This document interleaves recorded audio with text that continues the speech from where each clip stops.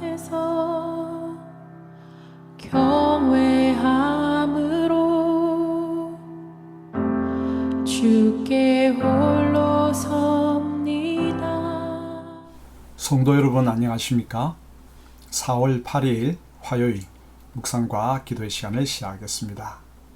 하늘의 평강이 오늘 우리의 모든 걸음 가운데에 풍성이 넘쳐나기를 축복합니다. 주님께서 주시는 은총의 말씀은 누가복음 20장 19절로부터 40절의 말씀입니다.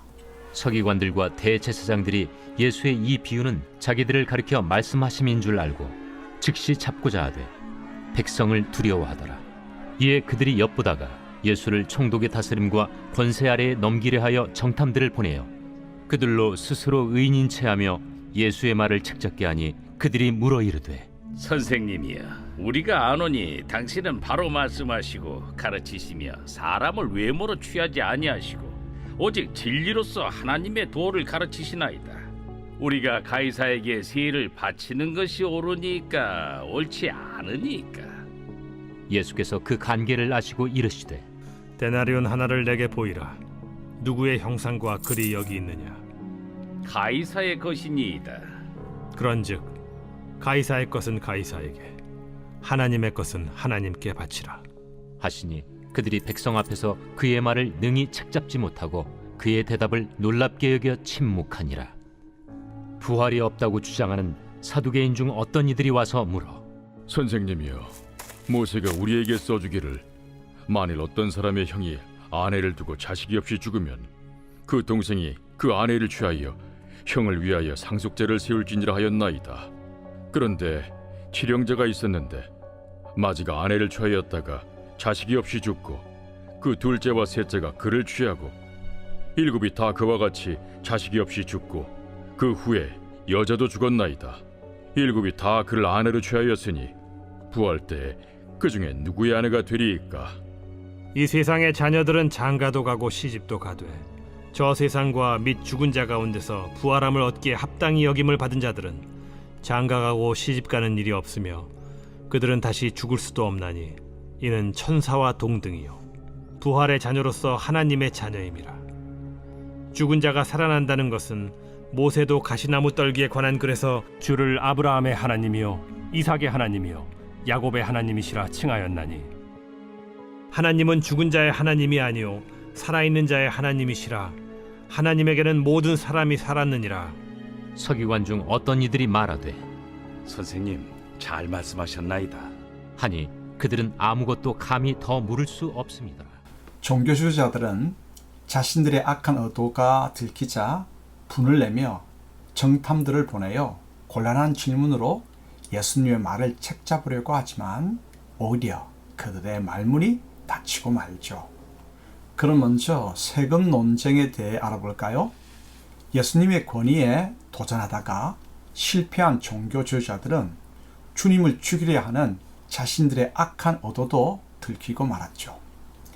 예수님을 잡고자 하였지만 백성이 보고 있으므로 어쩌지를 못합니다. 그래서 정탐들을 보내어 곤란한 질문으로 예수님을 계속 공격하죠. 정탐들은 가이사에게 세금을 바치는 것이 옳으냐고 질문합니다. 옳다라고 하면 유다 동족들이 달려들 것이고 그르다라고 하면 로마에 대한 반역이 됩니다.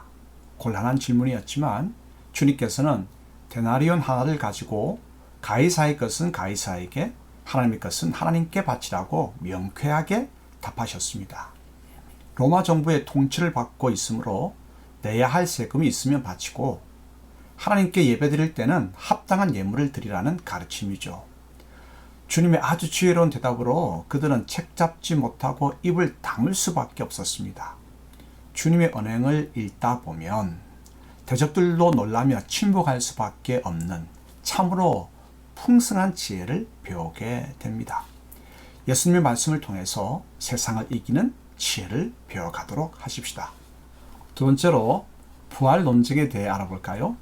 이번에는 부활을 믿지 않는 사두개파 사람들이 와서 형사지수법으로 예수님을 곤란에 빠뜨리려고 하죠. 형사지수법은 형이 자식 없이 죽었을 때 남겨진 형수를 아내로 맞이하여 당시 살아가기 힘든 홀로 된 여인의 삶을 책임지도록 하는 좋은 어도의 법입니다. 그런데 사도계인은 부활도 믿지 않으면서 억지 질문을 하죠. 7형제의 마지가 자식 없이 죽어 동생들이 여인을 데려왔으나 7형제가 모두 죽고 여인도 죽었다고 하면 부활 때에 그 여자는 누구의 아내가 되느냐고 질문하였죠. 참으로 억지로 만든 질문으로 꿀밤을 한 대 먹이고 싶죠. 이 질문에 예수님은 부활 때에는 이 땅의 삶처럼 장가가고 시집가는 일이 없다고 말씀하셨습니다. 그리고 하나님은 죽은 자의 하나님이 아니라 살아있는 자의 하나님이라고 대답하셨죠. 주님은 부활 후 체험하게 될 하나님 나라의 새로운 삶은 우리 모두 하나님을 아버지로 모시고 형제 자매로 살게 된다고 알려주셨습니다. 그리고 하나님은 우리를 이 땅에서도 그리고 천국에서도 인도하시는 분으로 삶의 문제를 근심하지 말라고 말씀하셨습니다. 사도계파 사람들은 더 이상 질문하지 못하고 입을 다물어야 했죠. 예수님의 대답처럼 하나님은 이 땅에서도 그리고 천국에서도 우리의 아버지로서 우리 모두를 인도하실 것이기에 모든 근심, 걱정, 두려움을 아버지 하나님께 온전히 맡기고 살아가도록 하십시다. 함께 기도하겠습니다. 하나님 아버지, 곤란에 빠뜨리기 위한 질문에 예수님은 놀라운 지혜로서 대적들을 입을 다물게 하시며 우리에겐 귀한 교훈을 알려주십니다.